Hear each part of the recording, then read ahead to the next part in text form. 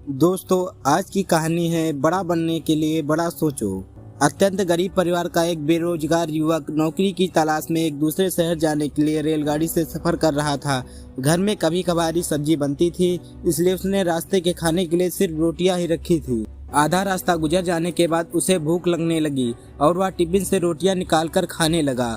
उसके खाने का तरीका कुछ अजीब था। वह रोटी का एक टुकड़ा लेता और उसे टिफिन के अंदर कुछ ऐसे डालता मानो रोटी के साथ कुछ और भी खा रहा हो, जबकि उसके पास तो सिर्फ रोटियां ही थी। उसकी इस हरकत को आसपास के और दूसरे यात्री देखकर हैरान हो रहे थे। वह युवक हर बार रोटी का एक टुकड़ा लेता और झूठ मूठ का टिफिन में डालता और खाता। सभी सोच रहे थे कि आखिर वह युवक ऐसा क्यों कर रहा है। आखिरकार एक व्यक्ति से रहा नहीं गया और उसने पूछ ही लिया कि भैया, तुम ऐसा क्यों कर रहे हो?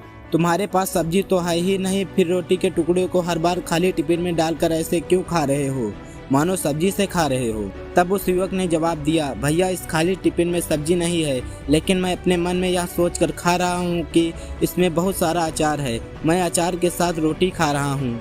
फिर व्यक्ति ने पूछा, खाली टिफिन में अचार सोचकर खा रहे हो तो तुम्हें क्या अचार का स्वाद मिल रहा है? हाँ, बिल्कुल आ रहा है। मैं रोटी के साथ अचार सोचकर खा रहा हूँ और मुझे बहुत ही अच्छा लग रहा है, युवक ने जवाब दिया।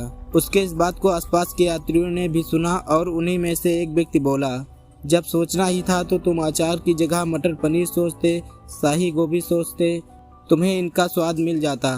तुम्हारे कहने के मुताबिक तुमने अचार सोचा तो अचार का स्वाद आया, तो और स्वादिष्ट चीजों के बारे में सोचते तो उनका स्वाद आता। सोचना ही था तो भला छोटा क्यों सोचो, तुम्हें तो बड़ा सोचना चाहिए था। मित्रों, इस कहानी से हमें यह शिक्षा मिलती है कि जैसा सोचोगे वैसा पाओगे।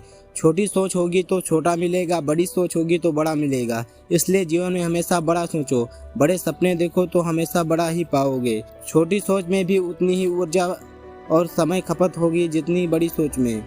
इसलिए जब सोचना ही है तो हमेशा बड़ा सोचो।